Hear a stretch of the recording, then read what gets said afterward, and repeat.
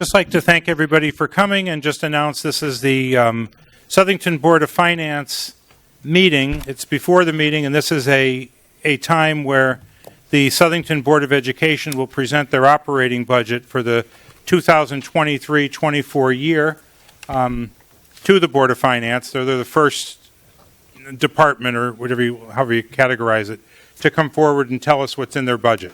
So we thank Superintendent Medancy and Chairwoman Clark for being here, and we welcome everybody who's here on behalf of the Board of Ed with us tonight to be here for the presentation. Thank you. Okay.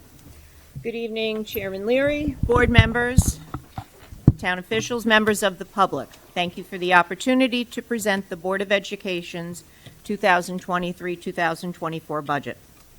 While the budget we are presenting to you tonight is higher than in years past, it is not extraordinary in light of the current economic conditions that we as a country find ourselves in. Because of these economic conditions that we all face, we are bringing you a level service budget that once again provides for no new staffing, no new major projects or equipment, and no special project. I would like to now turn it over to Superintendent Medancy to provide you with more details. Thank you. Thank you, Madam Chairwoman. As we present the budget this evening, as Chairman Clark acknowledged, it is a higher requested increase than in years past. As we examine this proposal over the next couple of weeks, you will see that salaries, healthcare, energy costs, and special education are all drivers that most districts are contending with right now, leading to higher than normal increases. I've been part of many budgets over the years, and I've never heard this is going to be a good year. The fact is, given that Board of Education budgets make up the largest share of most municipal budgets, it is common for taxpayers to feel that Board of Education budgets are overfunded. And, as is often the case, folks who do not support an increase will point to various economic factors that favor their position. Going forward, I fully plan on engaging the community to the best of my ability during this budget season. The need for engagement is so that regardless of outcomes, all are aware and understanding of the difficult decisions that lie ahead. As superintendent of schools and a Board of Education, there would certainly be much deserved criticism if parents weren't informed or engaged with the complexity of the situation, only to find out after the process concludes of outcomes that may certainly impact their child's educational experience. However, I want to be clear, our intent in bringing folks together is to provide for a collective voice that results in a sensible solution and balance to this complex fiscal situation. During this engagement, we will be deliberate to ensure groups are not pitted against one another, as we all have a responsibility to do with the resources we have. I've been in education for 25 years across 3 different districts. During my tenure, I've worked for 9 different superintendents. I've seen the strategy of engaging the parent community to create fear and divide. I have no interest in that, and I feel it is unfair to parents, taxpayers, and elected officials. In the end, my job is to advocate for the needs of the district, and I also understand that the elected boards that we will be working with throughout this process have a different job. Despite these differences, I am confident that we all have one goal, and that is through mutual respect and collaboration, we arrive at an adopted budget in May that meets the needs of the students in our district while being fiscally responsible to the taxpayers of our community. And with that, I present to you our 2023-2024 operating budget. So a little bit about this budget this year. We try to highlight a little bit about what is it that we try to present or break out within our budget presentations. In years past, you remember the typical green slides where it was just simply numbers without a story. And I think it was often difficult to understand for folks what was behind those numbers and what was the rationale for them. So we hope to provide some context to that throughout the budget process this year. Now, I fully recognize there may be many questions after tonight's presentation, and I certainly welcome questions and would bring answers to you as available through the workshop process. As we think about what we strive for and what we value, you think back to 2017, and the school district, through a community engagement process, adopted our vision of a graduate. And through that process, it was local businesses, community stakeholders, parents, elected and appointed officials, teachers, and administrators. And we highlighted what we felt are the collective set of 21st century skills that would prepare our students for life beyond the Southington Public Schools. And we're always careful to say our students don't graduate from Southington High School, they graduate from the Southington Public Schools, because we know the work starts as early as pre-K once students are enrolled in our district. A quick snapshot gives you a view of the amount of buildings we have, and I think if you compare Southington to many districts, we are a larger district with many facilities. While I could go into depth on this, it speaks for itself, and this has been presented at Board of Education workshops. There's areas of growth and there are deficits, and some of those are reflective of challenges that we faced during the pandemic in terms of learning loss, and some of those are a credit to staff in terms of where we've made gains and recovered due to some of the strategies we implemented through the use of ARP ESSER funds. I know I've highlighted that for you over the years in terms of reduced class sizes, teachers on assignment to help students that need extra intervention or achievement, and various other supports that are put in place. I also want to just take a quick moment to highlight the student enrollment at the top, 6,301. I think it's very fair to point out that we've gone up a couple hundred students since last year. And what I've said to families who have asked the same question we often ask, you've declined a couple hundred students in a given year. Why don't I see a reduction in teachers? And I tell them the answer applies both ways. All of those 200 students don't all go to the same class and the same grade at the same school. They are spread across 300 plus classrooms. So when you look at that fluctuation in enrollment, it's really due sometimes just to the various sizes of the incoming cohort as opposed to the size of the graduating senior class that creates those fluctuations. And so as we look at that, there are not new FTEs added to our operating budget, or there were not last year as a result of that fluctuation in enrollment. Those numbers were absorbed into the existing class sizes.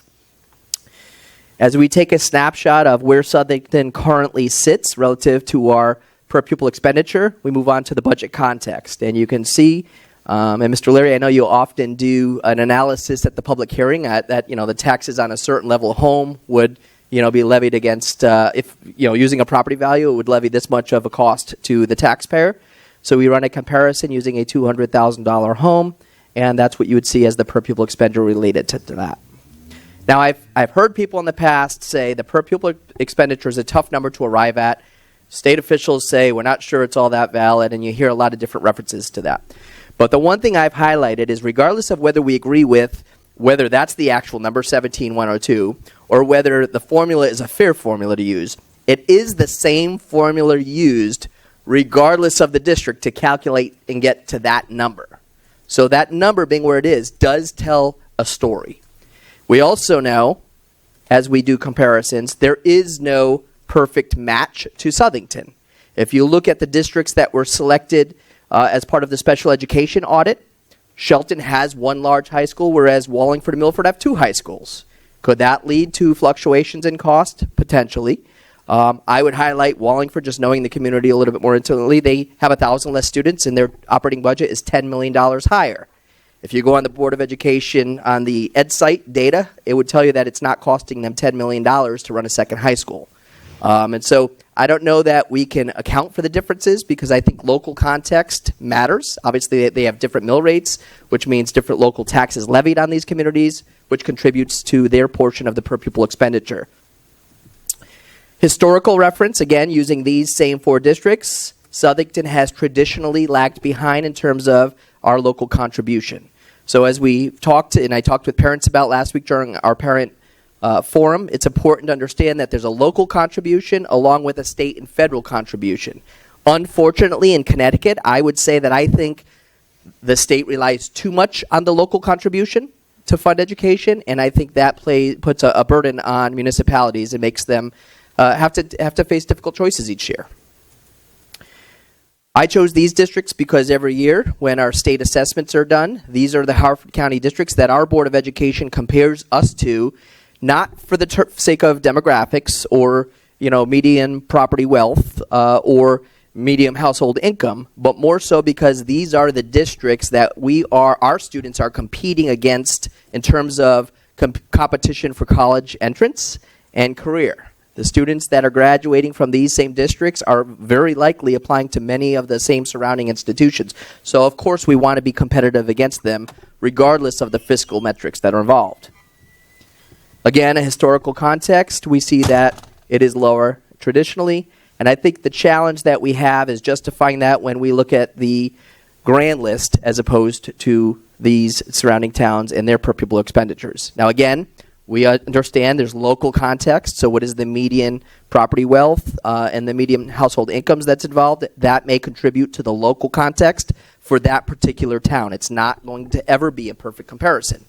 I had done another comparison in a previous Board of Education meeting where I compared, I think it was 7 towns, and the only 2 metrics I used at the time was the exact same size town with the exact same high needs population.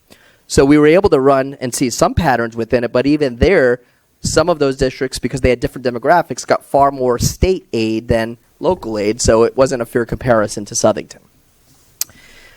I think a challenge we have this year is we look at the history of the Board of Education proposals and the approved increases against the tax base in the community.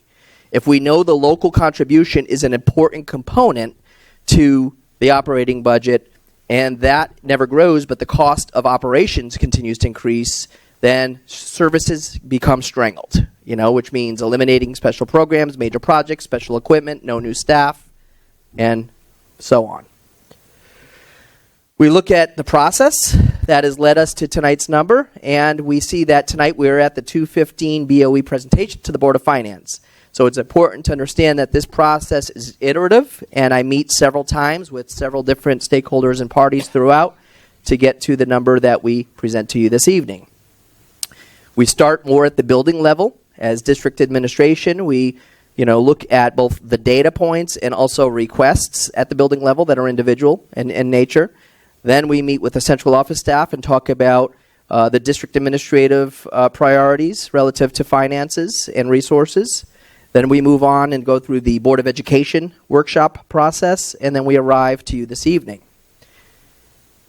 When we look at that first phase where I was meeting with district administrators, there were 37 new FTEs requested this year.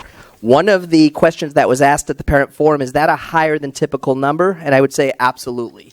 And last year I said to our administration, you cannot ask for any new staff because no matter what, we can't bring it forward. It's just not going to be there to do that, knowing that we were trying to come back off of our reliance on ARP ESSER funds from previous years.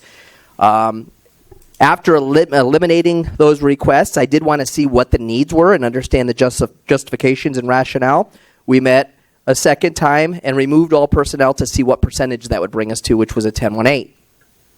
After the third pass, we removed all the major projects and equipment, all the school equipment and special projects, as well as supply line increases. And what I can explain with that is that typically we add about 3% increase to the supply lines because we know the cost of supplies and materials increases annually. By holding those lines flat, there's no increase to those supply lines, which just means you're going to have less ability to purchase. With that said, we did fund accounts that we saw were fully expended throughout the course of the year, so that at least those that we were relying heavily on did not run into a problem at the end there. We then bring forward the superintendent's proposed budget to the Board of Education, and after the Board of Education reviewed the budget in depth, they made recommendations throughout the workshop process, which brings us to the Board of Education's proposed budget to all of you this evening at 7.05%. I think the budget summary, these are drivers, wouldn't surprise anybody on this Board of Finance. You've been here for several budgets now, and you see that these are typical drivers for municipalities and more specifically school districts. I think we all know this story. There was a large infusion of federal cash that was used in Southington. We used it to supplant some of the operating expenses. In other districts, they used it for capital or to supplement. As I said to you, one thing I think we did well is we didn't use it to fully supplant. So we did use for transportation and summer school costs, reduced class sizes, teachers on assignment. Those were all temporary increases in cost that we encumbered, but they did not ever. They were never part of the operating budget, and they were never part of last year's budget, and they're again not part of this year's budget. In fact, all of those teachers on assignment or teachers that were added due to reduced class sizes were one-year positions and were eliminated at the end of last year and are not in this year's operating budget, nor are those positions that we currently have in our district. We've restored class sizes to normal. As we look ahead at the breakout of funds, we see that the federal funds have made up the largest portion, and what we typically are getting right now in state entitlement grant funds is not a large contribution in terms of the complete operating budget. And in fact, this year, you'll see later on this evening, the Board of Education had to take measure to restore some of the Title I funds that were reduced this year, because when the federal government did the calculation that they do to allot funds, by 0.03%, we fell $257,000 short. Yeah, we were reduced. So it was pretty drastic, considering that was part of our operating budget within the fiscal year. People have asked about support staff and mental health, and what have you added with ARP-ESSER funds? What are still in ARP-ESSER? These are the positions that are currently in ARP-ESSER. Now, last year at the June 10th town council meeting, someone came and spoke and said, the Board of Ed was disingenuous. They said they weren't going to be adding any new positions, and here we have in the paper all these positions that were added. And I just want to use this opportunity to clarify, yes, they were added at the June 10th meeting. It was our last Board of Ed budget meeting of the year. And the reason for that being was we knew these are shortage areas, and we needed to move quickly to be able to hire these folks in shortage areas, as every district is scrambling to secure mental health support within the schools. They were never added as part of a reallocation or adopted of an operating budget to our budget. And as much as we will explore whether we can afford them for one more year, they are not currently included in part of this budget proposal. So I just want to offer that clarification for folks who are asking that question. The salaries, the drivers of the salaries, as we know, Connecticut is related to contractual bargaining, through collective bargaining, And because of that, these are not items that we can randomly just reduce and decide to find funds with. These are collectively bargained, and so they are legally binding contractual agreements. I know this year we're going to be probably talking again at some point about health insurance being another major driver to the Board of Education's budget. We all understand the increase associated with that. And I think the Self-Insurance Committee will probably be having further conversations in terms of what the future of that holds. Obviously, time would be, on our side if we had more information. MERS, this is not new. Town Manager Shota faces the same thing. The state continues to increase that percentage required of the municipal contribution, and so that gets passed on to the district. Student transportation. I highlighted this to the Board of Education. I think this is an area that most folks in Southington aren't that familiar with. It's related to the McKinney-Vento Act. For lack of a better term, I'll say this is an unfunded liability. And what I mean by that is we have no way to project for the costs that could come with the need to transport our homeless students in any given year. You never know when a student is going to be declared homeless. There is a formula and criteria that's applied to that process, but what you can see based on the information provided is we are now providing specialized transportation to 19 different families, 29 total students this year compared with years past. Now, this is not a new phenomenon in several other districts and communities, but it is an uptick for Southington for sure. One of the expenses associated with this is these folks are not all in the same shelters or temporary shelters. If there's a community like a motel or a hotel or a local shelter, they are dispersed throughout the state of Connecticut. If they were last a student in Southington, we have the responsibility to go and get them wherever that may be in the state of Connecticut at our expense and transport them back to Southington every day. Honestly, while it's an unfunded liability, I think morally it's the right thing to do for kids who are probably going through severe stress in their lives and being in a homeless situation, that the one constant that they had was their school district. So we do transport. And I would add that, I want to couch it with, we split the cost of wherever that child is temporarily sheltered. So if they are in Watertown, we would go to Watertown if it was a former Southington student, pick that child up at the shelter and transport them back to Southington and Watertown and Southington split the cost for that. It also works the other way. We actually have some affordable temporary shelters on Route 10 where families will sometimes take up residence, and those families, because they land on Route 10, we then have to pay to have the cost to transport them to whatever district they were in last, so that they can maintain that consistency and that stability. But that is a large factor relative to our increases as well in cost, because of the uptick, we hadn't budgeted for the amount of unfunded liability, and now we need to do that because we're running severely over in our transportation account this year. As we move on to outplaced tuitions, this is an area that I'm looking forward to talking more about.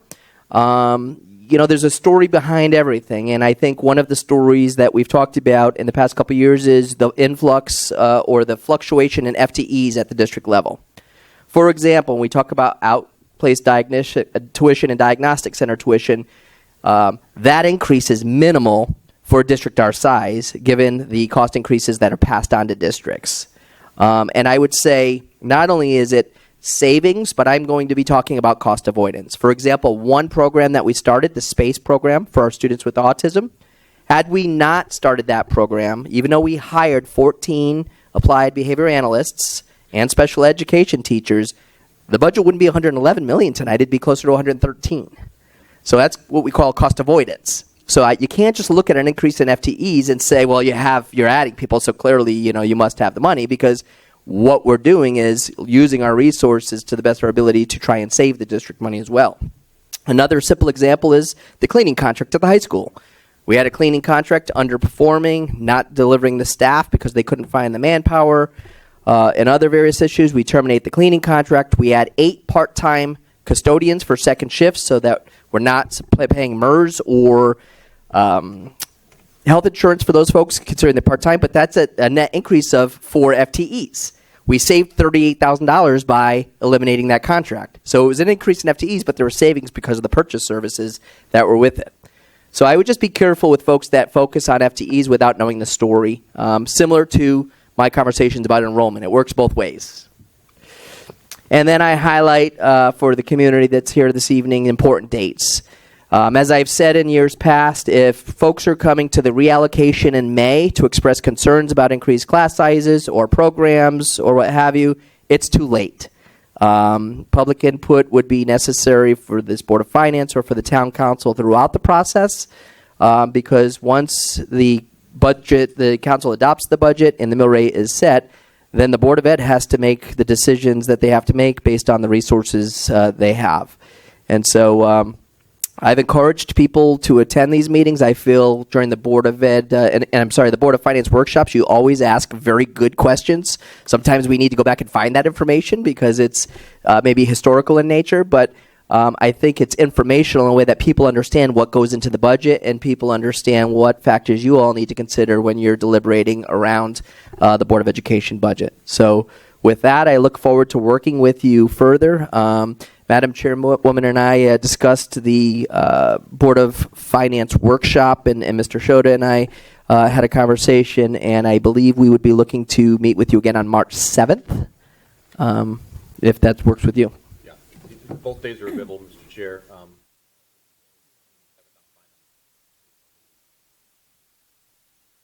Could do the 7th is our first workshop. Yep. March 9th is our second, March 21 and 22. So you're asking us if we'd take up the Board of Ed on March 7th? Either it's your meeting. You decide. I mean, we 9th is fine for the town. 7th is fine for the yes. building. Yep. I don't usually we look at the total town first, but we're open. If that works, we could juggle them around. We have to do the whole thing anyway. Okay. And that's my presentation for this evening. Thank you.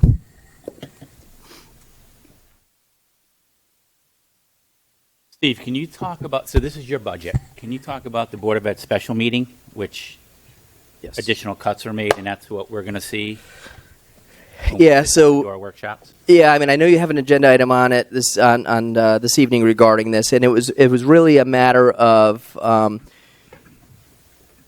the original step essentially was to consider the use of the non-lapsing account funds to further reduce the size of the requested increase. It was really just a mistake with the motion. When the motion was made, it accounted for the reduction in the non-lapsing counts as part of the overall board's adopted budget. It was never, the non-lapsing account funds were never part of the superintendent's proposed budget. So essentially, something was reduced that wasn't part of the budget.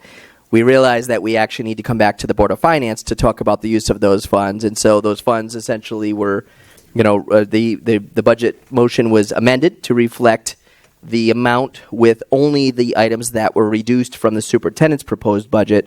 And then authorization was provided by the Board of Education to come to you all this evening and discuss the future use of the non-lapsing funds, which are on the agenda for your regular meeting this evening. All right. So we have a vote on that, the non-lapse is 700,000, so that lowered your budget. So the Board of Ed, they put forward their best fiscally responsible budget, so they're using the non-lapse, which I'm totally against that, because there was a lot of projects, safety projects, other projects that were allocated to that. And I just think that was your golden ticket to have additional funds that are not in the budget, because once council, that money is gone. So if they really cut you a lot, like in the past, in which I don't know, and then now you're struggling to find money, or you might have to lay off teachers or whatever, you could use that money after the budget's been passed and come back to us and use it like you want to use it now for operation. It could have been set to the side and left there and just let us work on your proposed budget, because this is my opinion. The way we do the budget, we're not going to sit there and say, oh, they came in at 7% or they came in at 6%.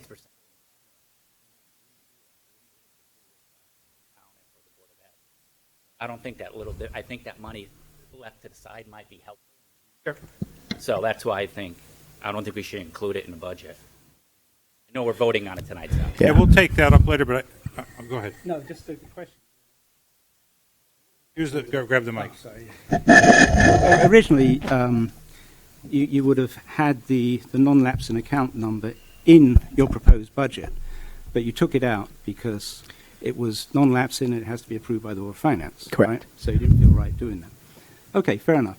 But the fact that it was in there to begin with, so are we to assume that you're in support of that? It was never in the superintendent's proposed budget. Okay. Are we to assume that the Board of Ed is in Right, support of that? yes. Yes. The Board of Ed Thank you. is what put it in there. Thank you very much. Yeah. I just want to take a second to clarify, because these words, non-lapsing and whatnot, could be a little confusing. What's happening here is, in years past, prior to 2018 or 2019? Yes. 2019, the Board of Ed pretty much broke even every year. So whatever amount the fiscal authority, the Board of Finance, gave the Board of Ed, the Board of Ed would spend it all. Mm-hmm. And that was the challenge. That was the trick. It was a use it or lose it kind of philosophy. So the Board of Ed would look towards the end of the year and say, ooh, we have extra money. Tough word, extra, but Yep. You have some left over. Let's apply it to this, that, or the other thing this year. So we closed the year in a break-even position. That had been the strategy forever. Yep. Okay. Then the state of Connecticut said, which I thought was excellent, that you can carry up to 2%, right, of your annual budget forward without having to engage in the use it or lose it tactics. I fully supported that, nothing to do with it, but when I heard it, I said, that's excellent. And so the Board of Ed could do two things. Now, I don't think the Board of Ed ever says, oh, we didn't have the need, oh, we have this whole pot of extra. But more strategically, the Board of Ed says, I'm going to engineer a surplus. We're going to hold back spending because we need to address a couple of things next fiscal year. So we'll hold back a little this fiscal year. The statute allows us to hold 2%. We'll do that because you carefully manage your funds. You have a finance subcommittee. And so strategically, you generated a surplus within the statute. That surplus comes back to the town. It's called the non-lapsing account.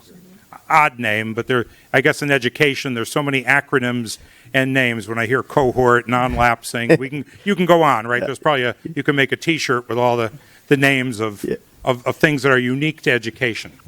But what was happening here in this vote wasn't really a tinkering with the amount of money the Board of Ed wanted to spend. The Board of Ed, I guess, is somewhat unanimous that the budget coming forward of $111,775,884 is the number.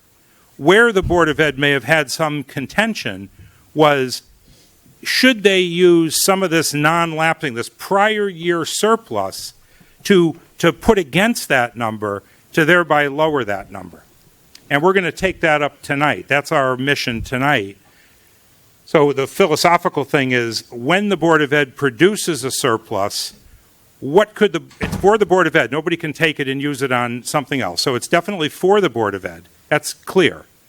And how could that surplus be re-entered into the Board of Ed operations? Can it go right back into operations, or can it be used for small capital items or large maintenance items? And so it's just a philosophical thing of, what do you do with the non-lapsing fund? So one school of thought would be, we gave it to you for operations last year, the year before. You held it and didn't spend it all for operations. We gave it for operations. You didn't spend it for operations. So what would be the harm in taking it now and spending it for operations in the year where it looks to be like, if I look at this thing, that's a second question, but if I look at this thing, it looks like inflation got hold of the Board of Ed budget. Other than the extra use of medical services, pushing up insurance, that means more people going for elective procedures or tests or just physicals. They're coming out of the house after COVID. They're seeking that hip replacement or that colonoscopy or that medical procedure that they put off for a while, and they're all rushing out to do it. Even if it was a 3-year thing, they held back. Everybody's coming at once. We're going to ask Chairman Lebenek later, we'll look at that self-insurance fund. But other than the usage of self-insurance, I'm going into the second question now. The first one was just some positioning on what this non-lapsing could be used for. The real question is, do you see this budget as just a budget in the grips of inflation? Because you say there's no new services. So somebody who had their child in school this year puts their child in school next year, they really get nothing more than they got this year. There's no special programs. There's nothing new. Correct.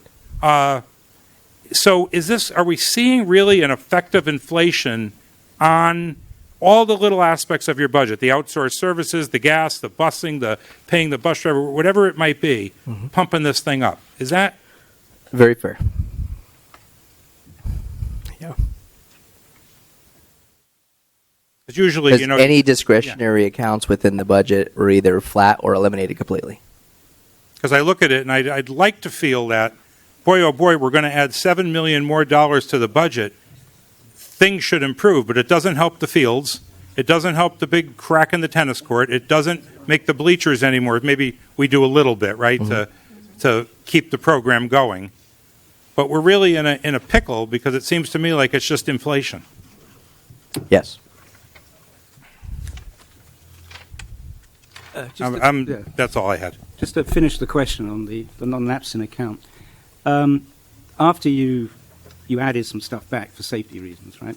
You got a number of, the Board of Ed voted to authorize for 760,456 of the non-lapsing account to be used for the budget.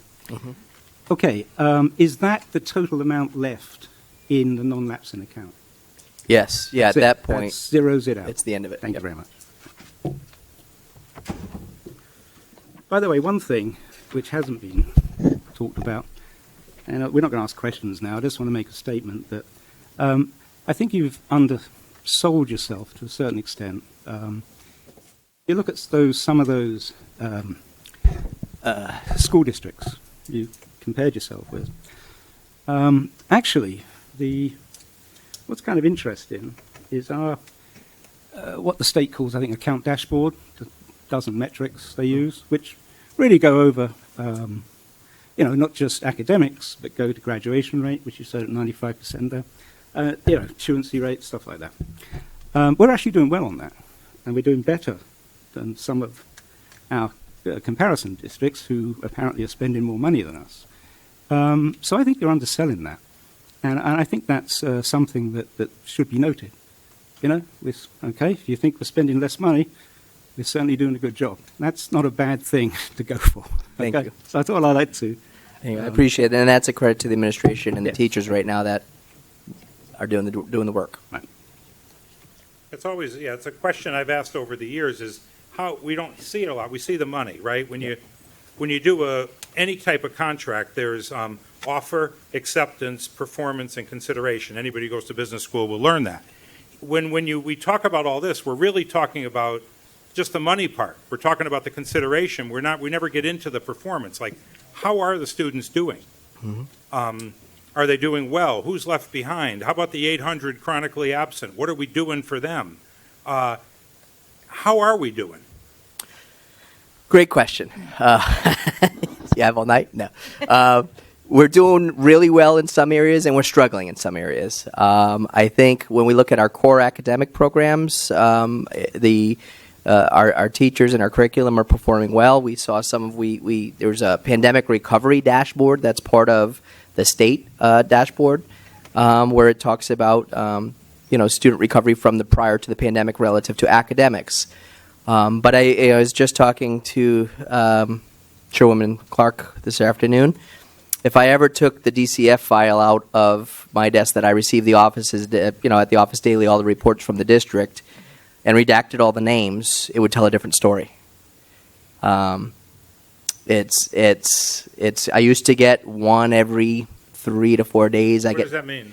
A DCF, every time a mandated report of the district suspects abuse or neglect, they're mandated to report it to the state of Connecticut to be investigated.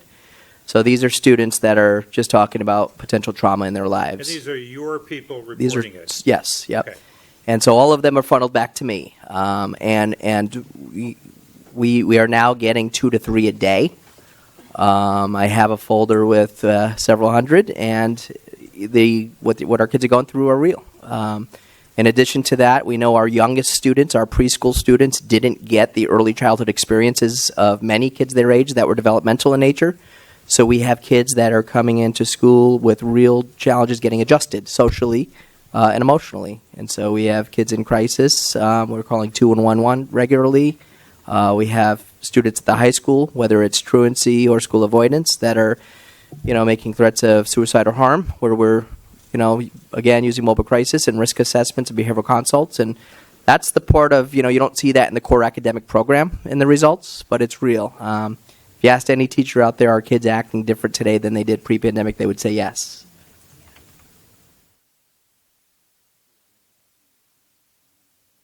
Don, you're right. Inflation has affected their budget, right? In salaries, benefits, transportation. But it's also the fiscal cliff that we've had, right? We kept taxes at like less than 1. Steve, how has that affected your budget with all the cuts in the last 4 or 5 years? So I don't know that I would use the term cliff, because that would Yeah. assume that we were once up high and that we dropped. Well, not you. This overall budget. Yeah, I mean, overall budget. I Yeah. think that's a tough term to use, because I think it's been the first year we got the ARP ESSER funds, and I think it was around $1.2 million that we used to supplant the requested increase at the time. And so that was essentially what we knew would be operating costs, expenses that we'd have to recoup at some point. And last year, we were able to take almost all staff off of the reliance on the federal grant funds that'll be expiring, and build them back into with the 3.8% increase we did get. But the federal one-time funds, and in this case the use of non-lapsing funds, and any other time one-time fund sources, revenue sources that we use, once they go away, but our cost of operations and doing business, to your point, goes up. If the state doesn't give us more and the federal government doesn't give us more, unfortunately, it falls to the local, which is why I continue to say I think the state of Connecticut needs to look at its funding formulas, and I know they're doing that right now, and hopefully it nets Southington more. I think Southington's severely underfunded at the state level, and yet, based on the governor's current educational cost-sharing funding formula, that we're considered overfunded, and they want to actually phase out our funding and reduce it over the next 10 years. So I'm hopeful that the new state funding formula, if it passes, it's working its way through legislation right now, would take effect sooner than later, which would help us after the ARP ESSER funds are completely depleted. Maybe that new formula restores some of the funds that can help with the mental health staff that we're talking about, which is right now on. I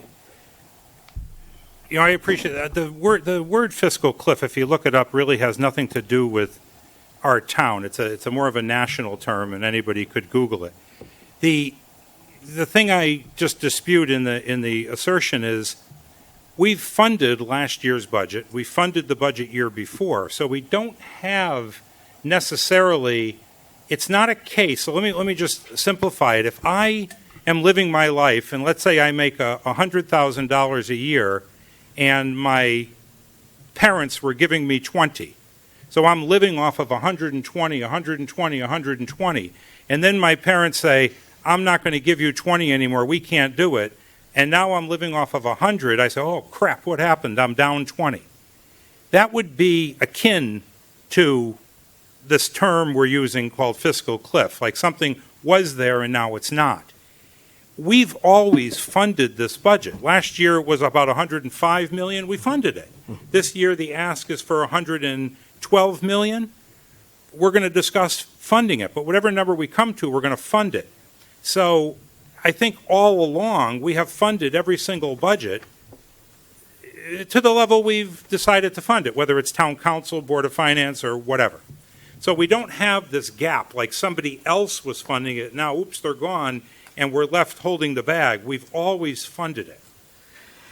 I would just say if we think about the non-lapsing funds and the ARP ESSER that we're using this year, because the ARP ESSER was used to offset some of the teacher salary increases for next fiscal year, that's about $535,000. Yeah.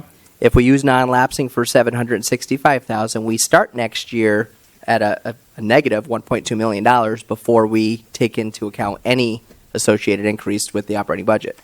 So I don't even know that I call it a cliff more than a hole.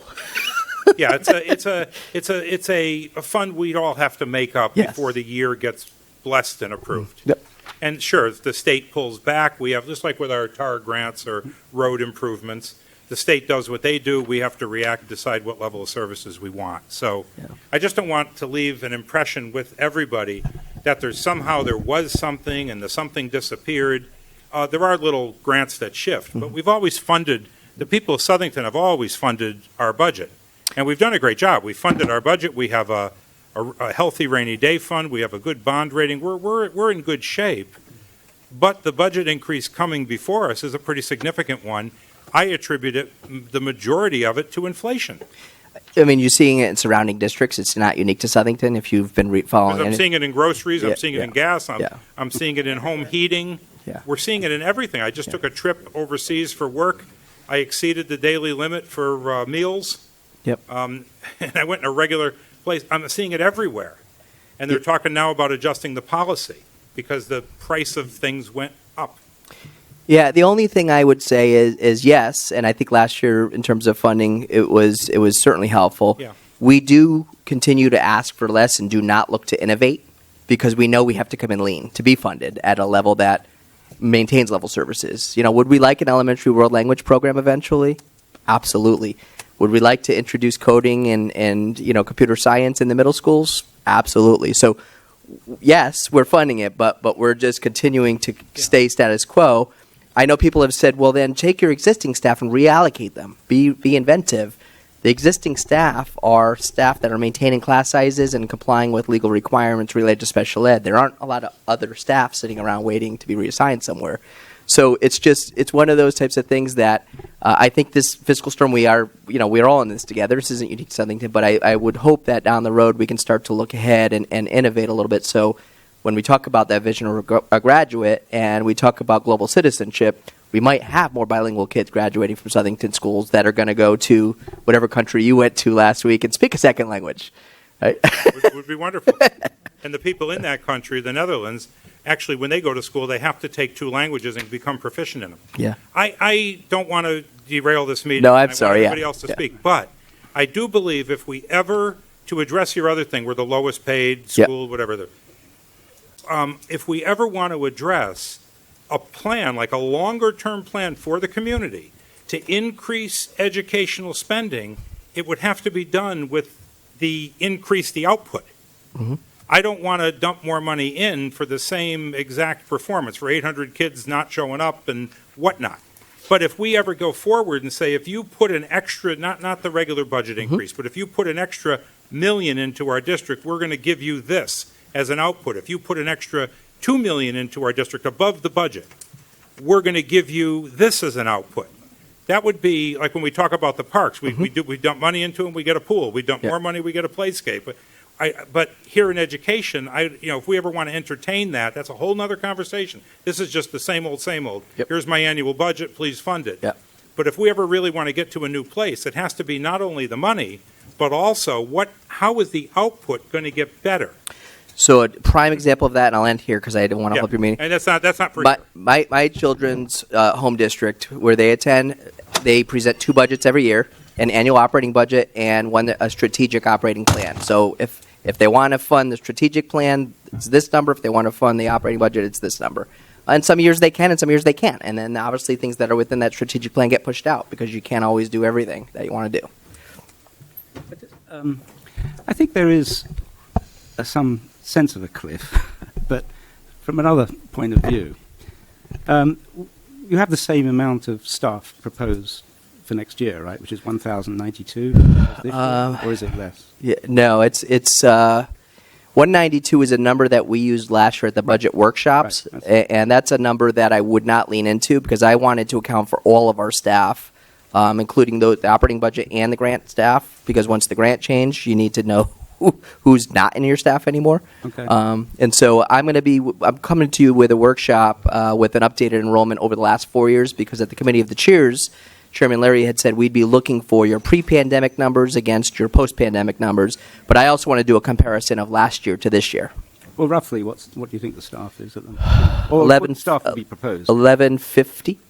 Okay, 1150. Back 2 years ago, 2021, the staff numbers was 1,049. Mhm. That's So, but I hope you're going to let me at least address it because it goes back to my question of yes, using question. FTEs and raw data. But I just We wanted have to- literacy tutors, you have building substitutes, you have other people who are not part of they're not getting MERS, they're not getting health insurance, they're I not understand. part of your salaries and payrolls in your I- bargaining units. I understand. So my goal, Mr. Morris, is to come back to you at the workshops with Okay, yeah. FTEs that are tied directly to our operating budget. Thank you.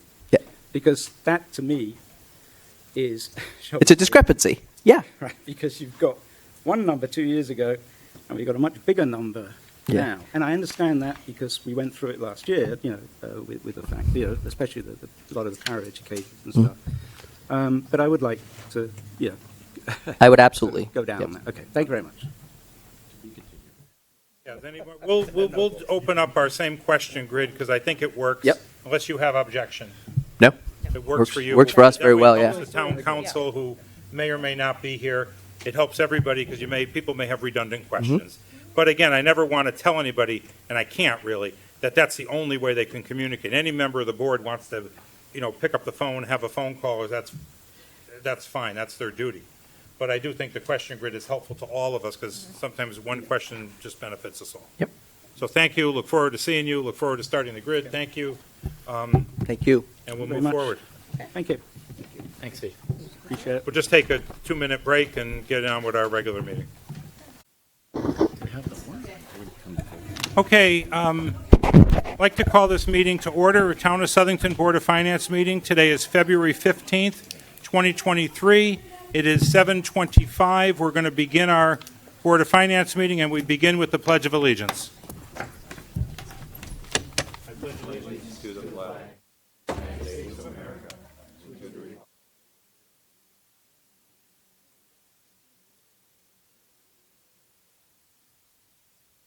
Okay. Roll call, please. I'll do it. Mr. Bedoin, Here. Mr. Morrison, Here. Mrs. Zoni, Here. Mr. Pocock, Here. Mr. Lebenik, Here. Chairman Larry. Here. Well done, Jim. All nine. All present. They're all correctly pronounced, too. That's it. There are no public hearings tonight. Only I'll took just me ask for 20 the years. approval of the minutes of January 11th meeting. So moved. Second. Motion and a second. Is there any discussion or changes to those minutes? Okay, all those in favor signify by saying aye. Aye. Opposed? Abstain? All right, the January 11th minutes are official. I would like unanimous consent to move up to the top of the agenda. Where is it? Manager's memos A and B. Yeah, yep. Manager memos A and B relating to the Board of Education non-lapsing account. Can I have do we have unanimous consent through voice vote to move them up to the agenda? Aye. Aye. Okay.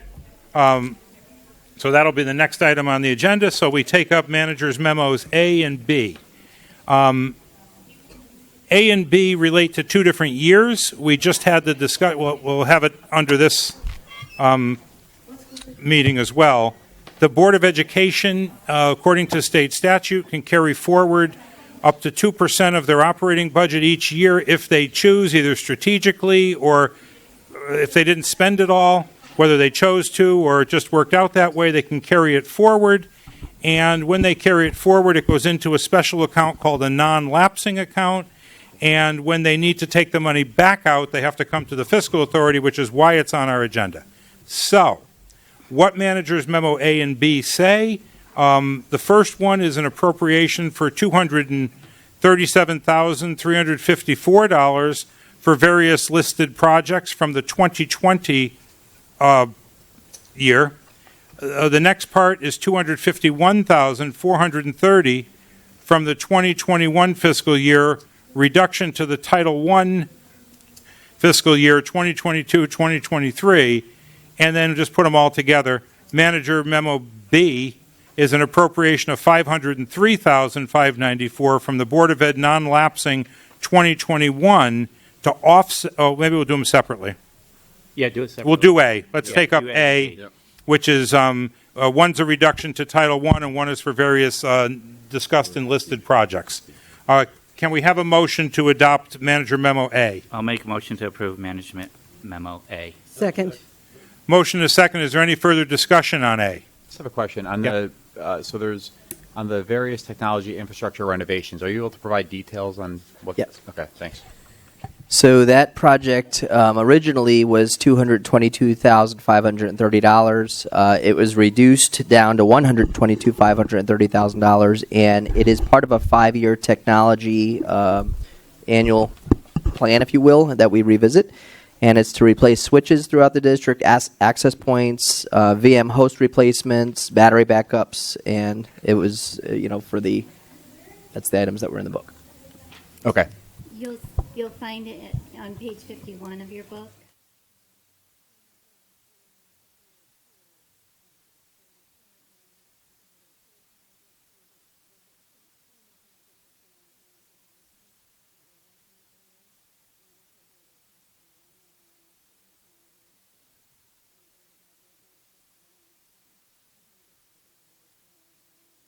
Okay. Thank you. Thank you.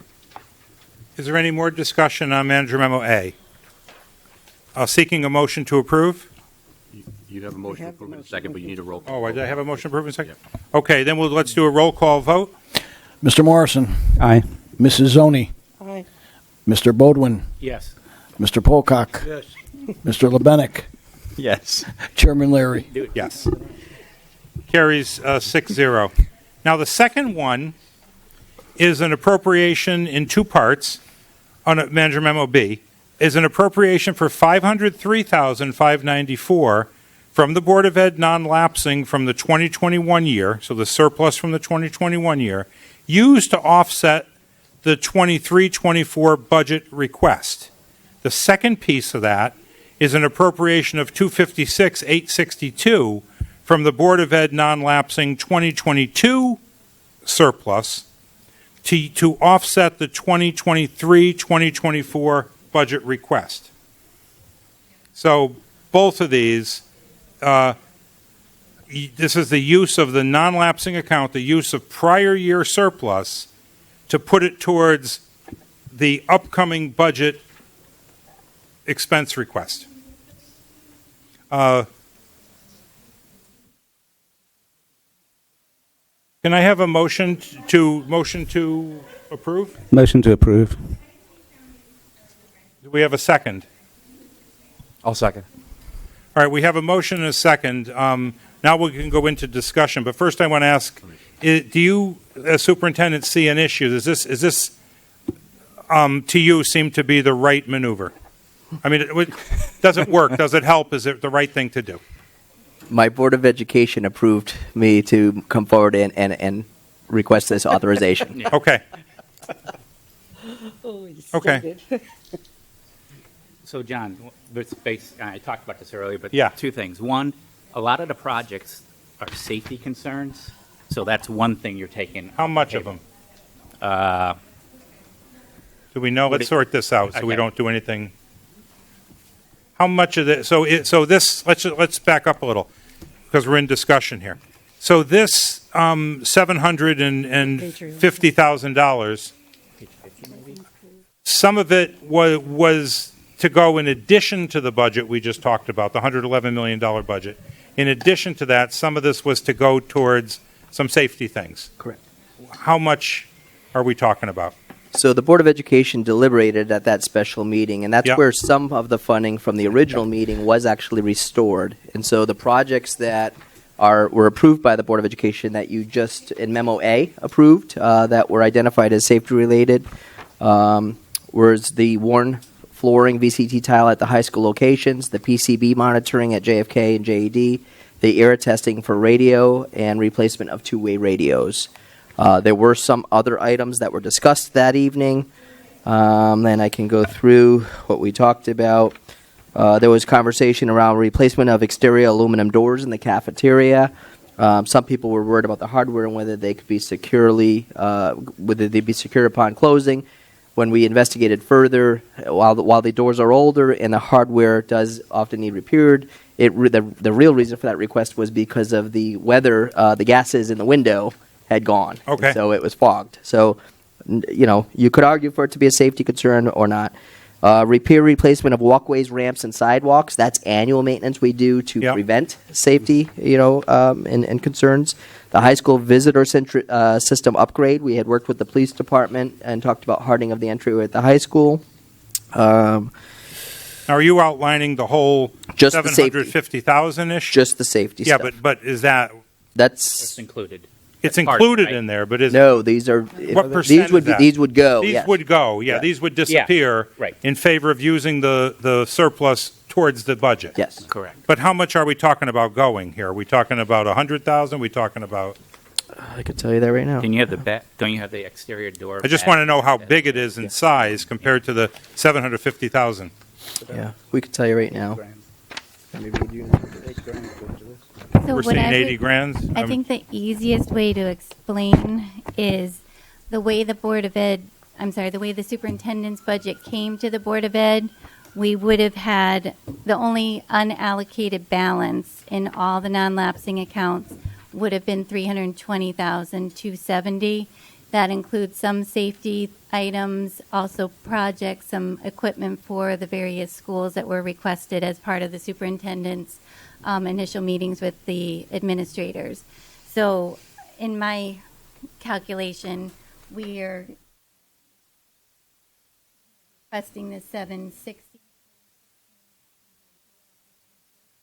So essentially, there's $440,000 of projects and equipment that were not brought forward by the Board of Ed to this level.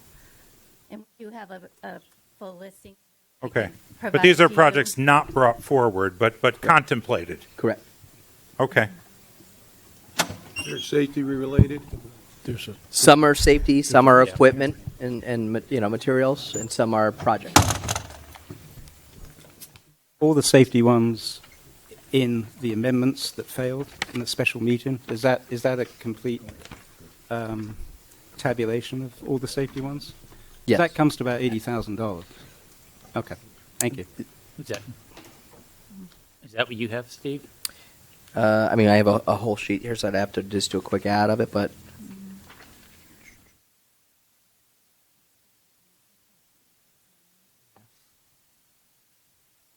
I think it's more than 80, but it's probably not much more. I'm just doing rough.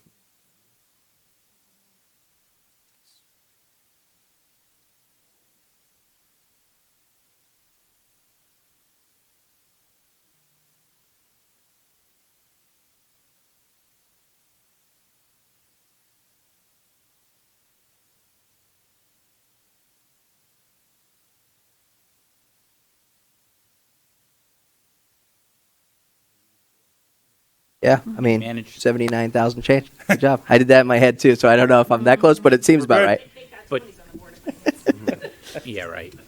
Steve, but in manager memo A, was there any safety issues in there that, Yes, and those were Getting- funded. and those are what? Those are funded. We That's just what you funded them. approved. Okay, Yep. those would be funded, okay. And let's not forget, we got about 70 million in school renovations coming up, right? We do, Yes. right? If we tackle Darrenowski, Kelly, Flanders situation. Yep. We're certainly not hiding from upgrades and repairs by any means. But the other issue too, John, if there's major cuts to their budget, Yeah. the 700,000's gone.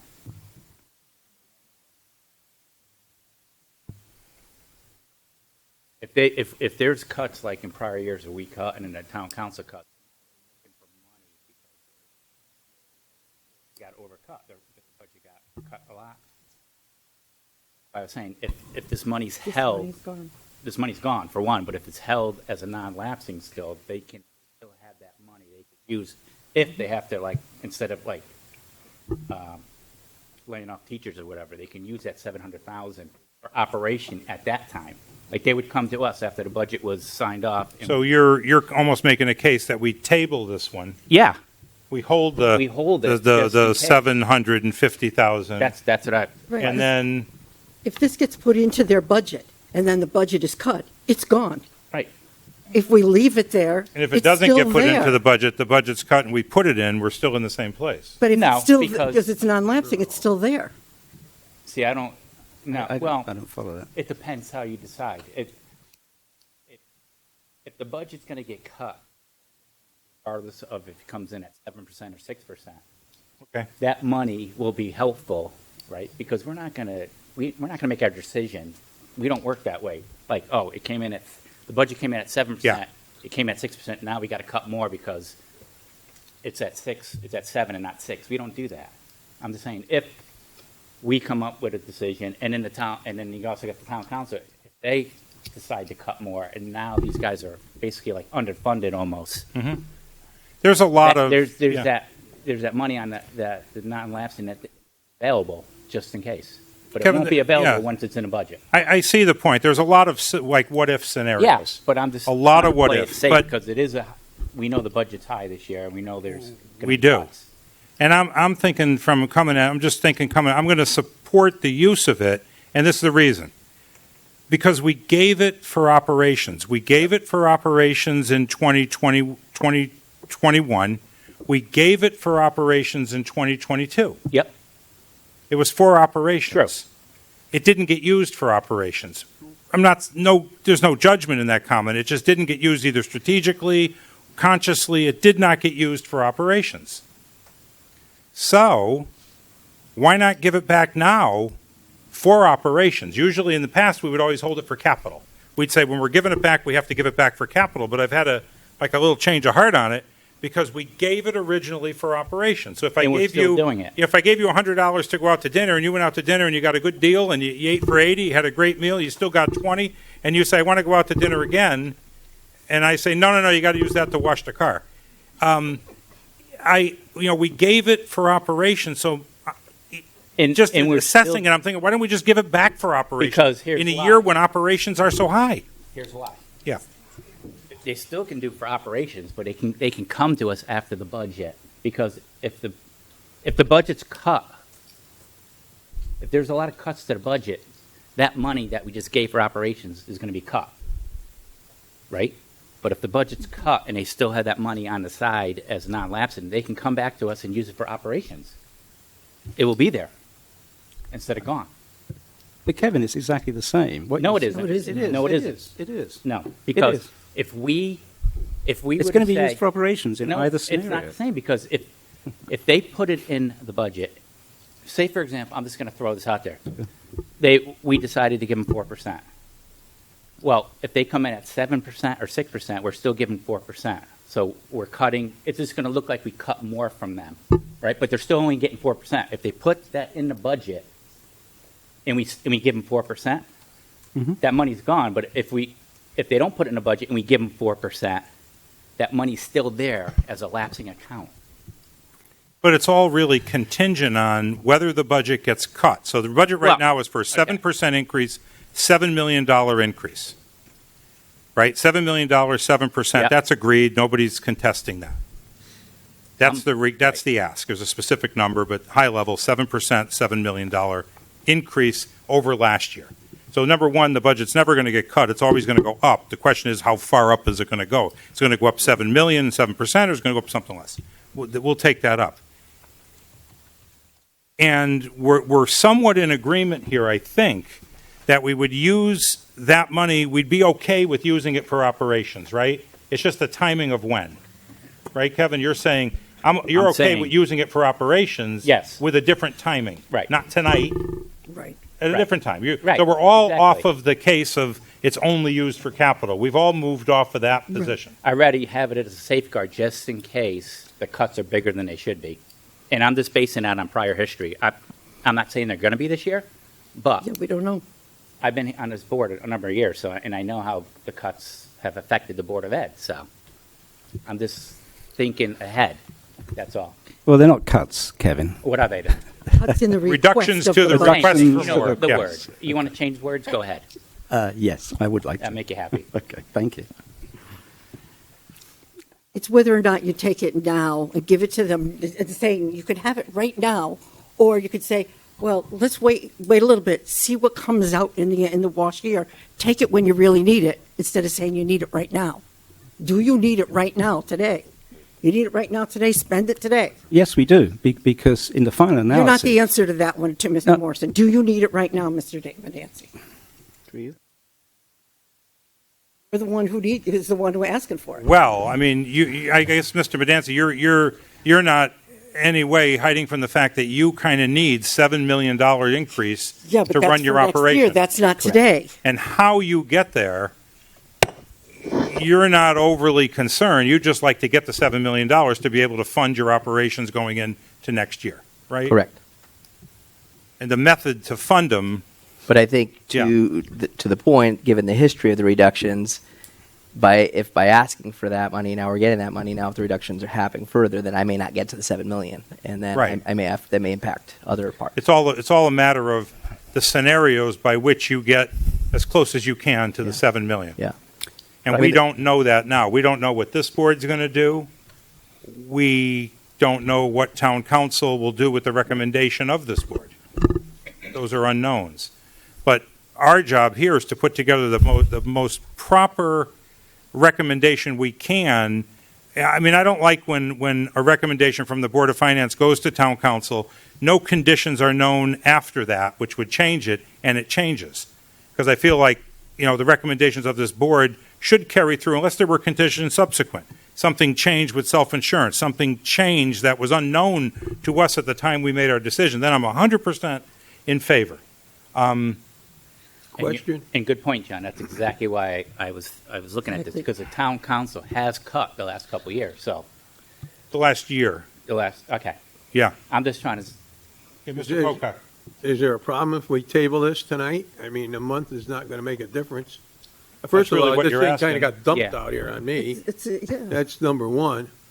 And I like to do my homework before I vote on something, especially something that might concern safety, or et cetera. This way here, it gives people a chance to Okay. get the answer. We can't lay it on the table unless we Well, finish your this next- vote. Right. Your next meeting is when you're acting on the budget. Right. Yeah. So if you're going to make it, it's important for the Board of Education to understand where they stand before, one Yeah. way or the other, before you actually vote on it the 29th of March. So this vote will have to come up and will have to be It's taken. going to have to come up before you We'll vote on have the to- budget.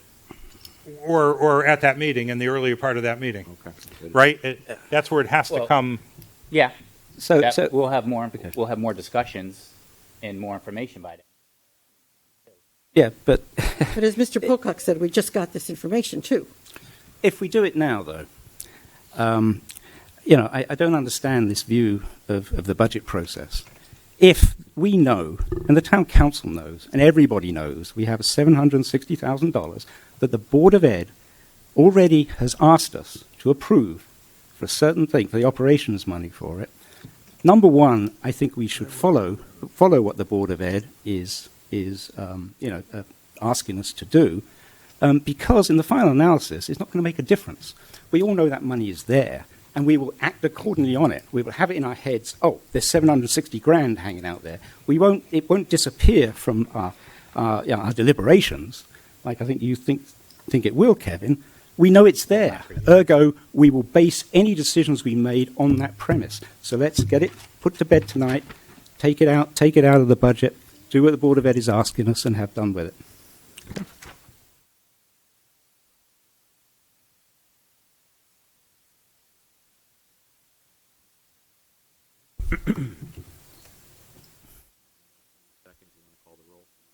I'll have a brief recess to caucus. Okay, that's a proper motion.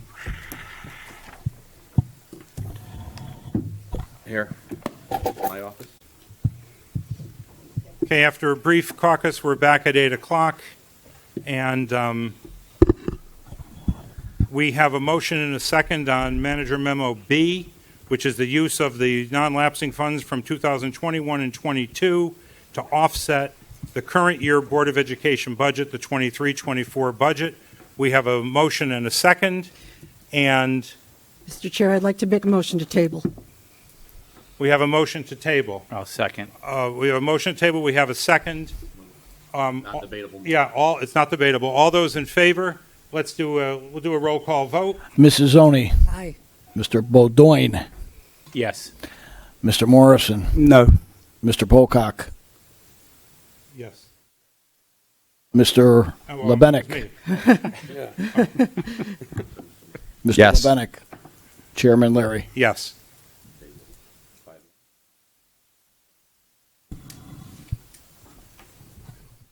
All right, we laid that on the table.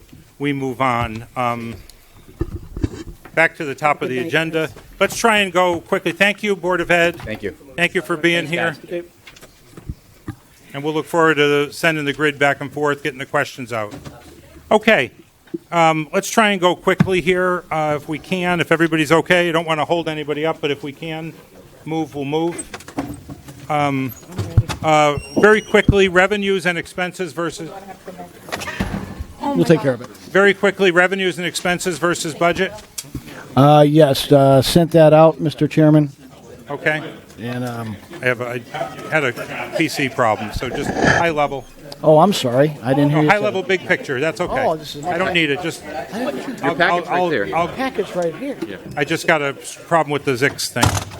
Let me get there.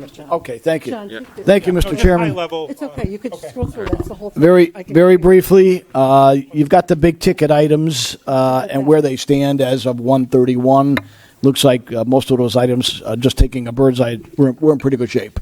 As far as some of the revenues that might be a little bit lacking right now, there's nothing that right now to our eye looks material to report. If that changes, obviously we will adjust. And So 1,151,000 ahead on revenue. Correct. But just as a cautionary tale, we have seen a little bit of a slowdown in some of our building permit activity and our town clerk's office activity as it relates to real estate sales. But right now, we're still projecting the results you see in front of you. Okay. Going quickly through our down to any questions on revenue and expenses? No. Going quickly through our subcommittee, only the financial aspects sewer committee, Mr. Morrison? Okay. There's quite a few financial items for the sewer committee, but some of them are going to come up tonight. So I'll go through them pretty quickly, and there can be discussion on them afterwards. Okay, just financial issues. The Plantsville pump station, we approved 2 change orders, which have essentially closed out that project. And the good news is it's closed out at $718,000, below the budget of $720,000. So that's $2,000 for the I don't know, the pool lining. Okay. The Plantsville, yeah, that's done. Okay, we are going to ask tonight, the sewer committee recommended this, to transfer various monies for a couple of items. First is for the MPDES renewal permit with DEEP. That's $11,400.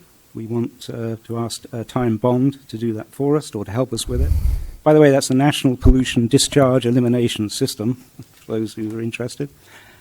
And also, there's $39,000 we're going to ask for to transfer from one account to another, which is for the Plantsville and West Queen pump stations. Both projects, and this is for Time Bond only, our consulting engineer, both projects were extended due to supply chain issues, delays, which we obviously have heard much about. But we approved the payment, and we're proposing a transfer to engineering services from elsewhere in the operations budget.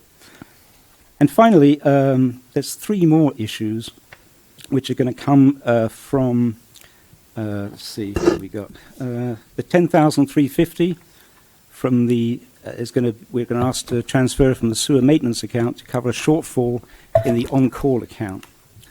And there's two big ticket items which we're going to ask to transfer from the sewer fund reserves. I'll give it its correct name, Jim, from the sewer fund. Yes, sewer fund reserves. That's a good way to call it. We'll use that as the shorthand. Okay. And that's the $9.5 million that we have there, that we've accumulated in reserves over the last 10 years or so. And we use it for capital projects where it's justified. So the first one is for $200,000. That again goes to a consulting engineer for the purchase of automated equipment to monitor phosphorus levels on a 24-hour/7 basis. What we're going to buy with that is the orthophosphate analyzers. And essentially they just take, in our new phosphorus building, they take a sample on a real-time basis and tell you, exactly where you are in terms of getting phosphorus out. And that will save some money over time because you'll use less chemicals to take phosphorus out. If you check it once or twice a day, okay, you could be using more chemicals to take the phosphorus out than we should, and so there will be some expense savings. But it's really for operation ruggedness. Okay. And a second item is the camera truck for $385,476, and the current truck is 22 years old. It goes down, into the pipe system, and essentially is an eye there. It transmits data back. The new truck will enable not just to go down, the big trunks, but also to go down the laterals, which will determine potential sewer backups, particularly for residences. And Public Works also wants to use it for the inspection of storm drainage evaluations before we do road projects. And that money already exists, paid for by both these items, paid for by the ratepayers of the town for the sewer, and both are asked for operational purposes by the staff, and it was approved by the sewer committee. That's it.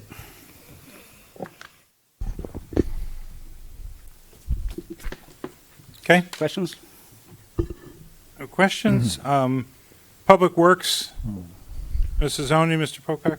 I'll keep this very short and simple. But for bulky waste, the new stickers are available at the Highway Department. When you go in to get them, please take your license and your registration with you. 2 applications will be submitted for lot SIP. They'll be just under $4 million, and they'll be for East Street Road reconstruction and a Marion Avenue Bridge. And that's it for Public Works. Thank you. Any questions? Open space, Mr. Pocock. I have nothing to report. We've had a couple of meetings, but nothing. Self-insurance. Oh, thank you. Any questions on open space? No. Self-insurance. So self-insurance, we have the information through January, and as of January, we are $770,000 under budget, which is good. And that's the claims versus good thing that we're at that much, or, still have another 5 months. And then, but now people are pretty much out of their deductible. So you may see claims go up a little, but we do have a buffer of 700,000. We also set the budget for the remaining months of the year a little bit higher based upon past experience. Yep. So there's a little buffer there, hopefully, as well. Yeah. I think the big question there is it too premature to know if this would affect our decisions in the budget? I think we're going to wait until a couple more months, right, on self-insurance? Yeah, we had- go as long as we can. The latest projection at the most recent meeting was about $400,000 under. The self-insurance committee didn't take any action, wanted another month to look at the information that comes in. So there's that. I mean, good news that it moved in the right direction. We'll see if there's more movement the following month. And then the second part, which will be more for the Board of Finance discussions, is that it's still a little bit of an apples to oranges comparison last year compared to this year, because last year the self-insurance committee recommended to use $1 million from the reserve fund. Board of Finance increased to 1.4. This year the recommendation is again to use $1 million. So that's what's baked in at this point in time. But that can be a discussion that the Board of Finance has again at its workshops in terms of whether to use more from the reserve fund. And the next meeting is February 22. That's the So, next yeah, one. sorry, to be clear, the self-insurance committee cannot use more from the reserve fund. The Board of Finance. I mean, the self-insurance committee has used as much from the reserve fund as is possible based on the policy there. What the Board of Finance did last year was increase it, and there's that option again this year. So I just point that out to say it doesn't move the needle significantly. It's about a point and a half. But the difference between last year and this year is something the Board of Finance can take up again this year.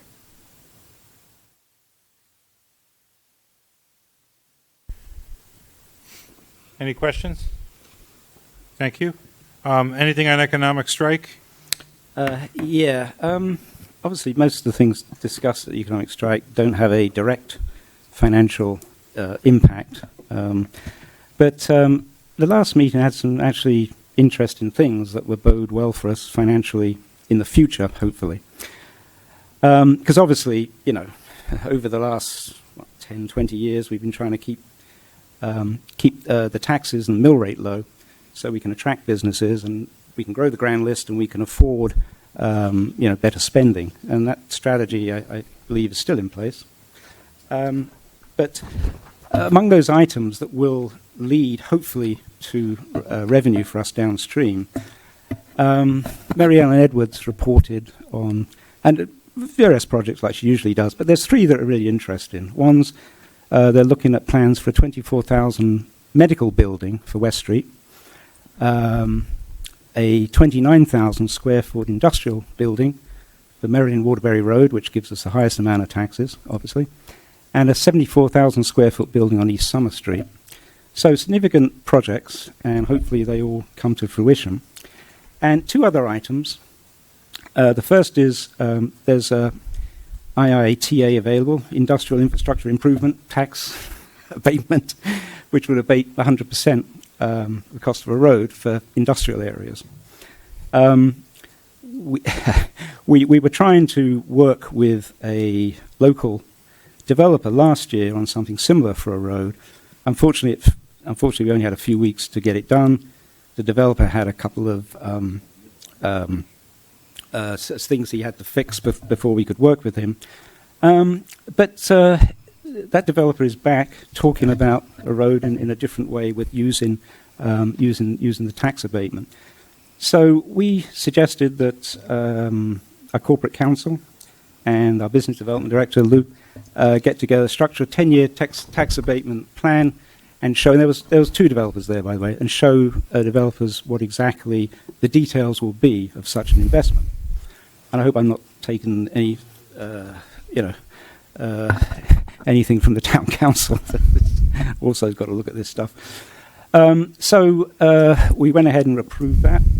And secondly, we're looking at sports venues. And I know that's come up before, but sports venues are kind of wonderful, not just for your own health, But also in terms of the revenue that it can bring into town, not just for the taxes for the venues, but also, you have kids' tournaments, people come for hotels, restaurants, and essentially it does have a multiplier effect. And two partnerships were there to talk to us about it. But to do that, we're going to need to have a cluster industrial subdivision, i.e.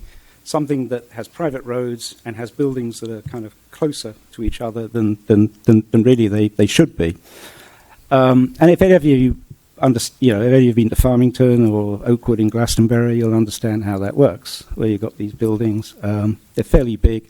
They need a lot of space, but they can be set back quite closely next to each other, and there'll be one single parking lot. Anyway, we all voted to send that off to the Planning and Zoning Committee for their next meeting, hopefully, to allow cluster industrial subdivisions. But these are real projects with real developers, so it's kind of a good piece of news after. Obviously, tonight we discussed some things that weren't as good news with inflation, etc. That's it. Grand list management is a good thing. That's a great thing. Any questions? So the only, that last phase that Tony was on there's a lot of people in town that travel to South Windsor or other towns. Yeah. Farmington, that'd be a great item, I believe, for our For what, town. the sports venue? Yeah. Yeah. Oh, yeah. Yeah, because both my daughter played many years at FSA, so I know how it works, and I see the tournaments, I see the people, the money that it must be making. There's hundreds of kids there all the time. And it got multiple sports, soccer, lacrosse. Right. Volleyball. It does stuff. so well. Yeah, indoor, outdoor. Volleyball. Yep. Yeah, I mean, Yeah, it's nice. It's nice. Yeah. also adults. I Yeah, played. well, I yeah, played dog- Oakwood Farms for Oh, you do 30 years. Oakwood? Well, I've stopped now. What were you doing? Soccer? Yeah, soccer. Yeah. 30 years. Oakwood's really good too. Yeah. It's a lot Those are the top two. of money there. Yep. Great to see the grand list proactively managed, and I think we see the fruits of that. Next item, anything else, anything on investments or anything from the fire commissioners? No, other than they've just been real busy, and, Okay. real busy. Today especially. Yeah, Well- especially today. Really? Something started out very small, the geez. call was very small, Brush, right? fire, and wind. is Yeah. not Oh, the thing. that's right. It was Wasn't windy a today. good Yeah. thing. They called for mutual aid just to back up the firehouses. But other than that, Kevin got anything? Everything is. I see here board communications, like the audit status. You gave us an email on that Yeah. things are moving along. I just opened that up. I promised the board members the last time we communicated about that I would keep you folks in the loop as to anything that's happened. So that was the update. I figured I'd put it on there in case there were any questions by the board members. And I will continue to keep you when we get the bound copy and it's totally legit. I was here all weekend verifying that. I was here Sunday 9-10 hours making sure that what was in that draft is what should have been in that draft, and then completing a portion that I have to complete when a draft is made available to me. And Monday, our staff, I even had the staff footing, cross-footing, et cetera, and then checking it back to our records. So it's more than just reading through a draft to make sure that everything's spelled correctly. So it's a lot of work. It takes, it probably, honestly and truly, it probably takes a week for an individual to do, but we cranked it out in a day. By the end of business day, Monday, about 4 o'clock in the afternoon, we had that revised, any revisions to that draft back to the partner and the manager in charge, because I don't want them using the town as a reason why, they're not getting it done. So as soon as that continues, I will keep you informed. Thank you. Any more board communications? Okay, any public communications?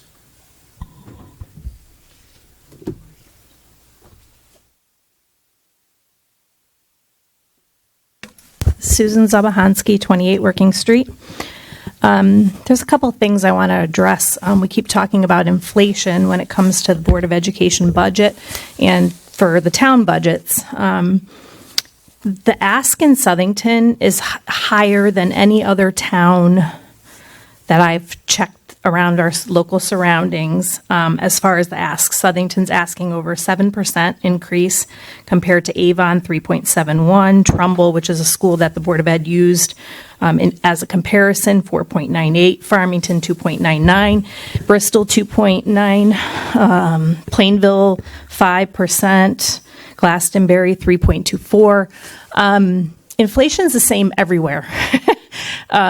So I don't understand why our ask is so high, and I implore you guys to look at every detail of the budget. As far as the non-lapsing account goes, it's not the Board of Finance's job to predetermine what the ask of the Board of Education was. They sat down, the Board of Education passed forward to utilize their non-lapsing fund, and it's no one on this panel's job to determine how they should allocate their funding. They've determined that. The chair of the Board of Ed went to the superintendent. They sat down. They found areas that could be cut. We saw some grandstanding at the Board of Education meeting where little issues like a chip tile were considered safety. Those are tiles in an office behind a desk that could easily have a throw rug placed on top of them. In a time when inflation is so high, we heard the superintendent discuss things like the homeless population in Southington going up. That's happening because people can't afford to live. We increase a budget near 8%. Our mill rate's going to go up, and there's going to be more homeless people in this town. If you go to any other meetings besides this meeting here, you're seeing senior citizens who can't afford a lease of $45 a month increase on their mobile home properties. We need to be very diligent, and I encourage you to look at every single budget line item in that Board of Education budget. And see where, one question I have, and it's been a continual question, is, we've given the Board of Education, and I understand some of this is contractual, but 12% wage increases over the last 3 years versus our municipal, which is only 8% over the last 4 years. These contracts should not be being negotiated before a budget is set. So whatever we have to do in this town, and this may be a charter change, I'm not sure. I'm going to have to research that more, though I don't think it should be my job to do that. We're saying we're going to have to cut teachers. We're going to have to cut programming. We haven't given anything special to anyone. Well, we gave raises to everybody before a budget was set. If the superintendent of schools had said, I'm going to forego my 3.5% raise or whatever it was he got this year, then I might take it a little more seriously that we're going to have to cut funding from the kids. If he said, hey, I know we're in a tight situation this year, I'm going to forego my raise. But that didn't happen. So it's impossible for me to think about where we're spending other people's money. This non-lapsing account is taxpayer money that was put into a budget that taxpayers paid for with a mill rate increase, as small as it might have been. It was still a mill rate increase, very tiny, but it's money that the taxpayer overspent, and you just want to just keep holding it and not put it toward a time when we actually need it, because inflation is so high that it's going to affect, it's affecting every person in this town. And it's disingenuous to start talking about a tiny crack in a tile as a safety issue, or a little fog in a glass, or radios that we have extra of. If you had gone to any of the other budget information, they said, well, all our radios are functioning and we have extras that are functioning, but we want to have more in case those don't function. No, that's not how life works. When we're in an inflationary period where everybody's suffering, we can't keep spending. That's what got us in this mess to begin with. Inflationary costs. The number of kids in DCF, it's because families are struggling with DCF issues. Families are struggling and everyone's on edge. People are depleting their savings, and we need to be fiscally responsible in this town. And compared to any other town, we have a huge ask for our Board of Education. And as was mentioned by Mr. Morrison, or I believe it was Mr. Morrison, it might have been Mr. Leary, our school is, if you use their performance standards, is performing pretty high with the amount of dollars we put into it. And that's what you want. You want to put in as few dollars and get the best result. I mean, that's what everyone wants. When you buy a car, you're going to buy a car that's economical, but still will get you good results. I mean, and so that's what we need to be doing here. And I think you guys have done a great job in the past. And so I ask that you continue doing that. The other thing I want to talk about is the self-insurance fund. And I don't know where this should be discussed at some point. And it might have to be a grandfathered in kind of situation. But we're allowing retired people from out of state to Cobra in to our, they can move out of state, they can do whatever, they can have their children in, and they're pulling from that fund. So you got people paying in a Cobra-like, thing after they're retired. They're no longer a town employee, and if they have a major health issue, they pull from that fund. So, I mean, the self-insurance, if you look at the Board of Ed budget and the budget, I'm sure, at the town level, is one of the highest expenses we have going here. And so I think it's super important to maybe in the future, we might have to cut that off. Say, listen, you can't Cobra in. You're going to have to get your own independent insurance after you retire from this town because they pull from that fund when they have health issues. So, and they're also allowed to have their children even after they're retired Cobraing in. So I don't think that's right. It's something that needs to be checked in the future. And I thank you guys for deliberating over this. I know it's a difficult job. Another thing I'd like to mention is after the last meeting, there's no one here coming to speak. When people come here to speak, the last thing they need is a verbally combative person on this panel, coming after people when they're sitting in the audience and come up here to speak. That should never happen again. Thank you. We always make sure our communications are respectful both ways. Thank you. Okay, let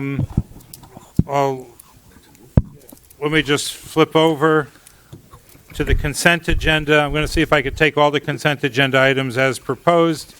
Consent agenda item A, $72 special revenue fund, veterans donations, $18 animal control 41, youth steps 13 for program supplies. Appropriation, B is an appropriation for $18 special revenue fund. C is an appropriation for $250 for veterans donations for program services of a special revenue fund. $500 is an appropriation for a White Christmas program, special revenue fund. $400, an appropriation, public works, property maintenance, highway, special revenue fund. $2,850 for the town clerk for a nominee fee program service, special revenue fund. G is an appropriation for $150, the police canine program supplies, special revenue fund. An appropriation for $1,000, police department canine program supplies, special revenue fund. And lastly, I is $5,000, police canine program supplies, special revenue fund. Do I have a motion to approve the consent agenda as presented in the So moved. agenda? Second. Motion is second. Any discussion? All those in favor signify by saying aye. Aye. Opposed, abstain.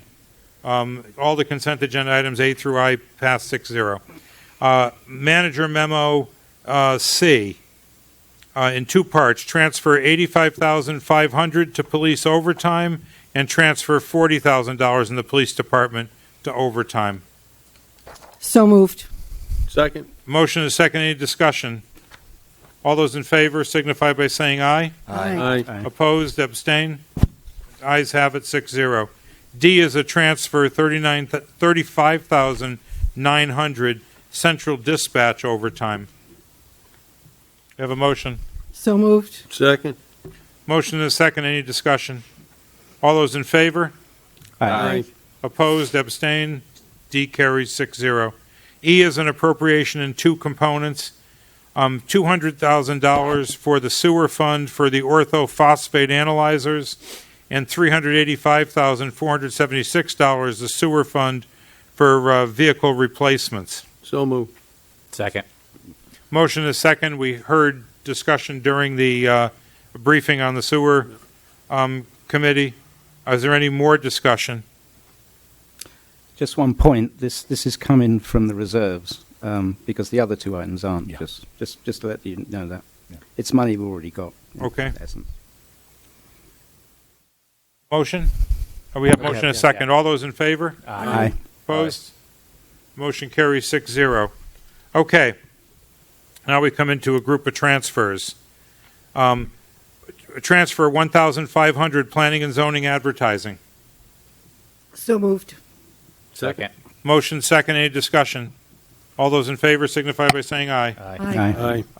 F carries 6-0. G, transfer $500, human resources, medical services. So moved. Second.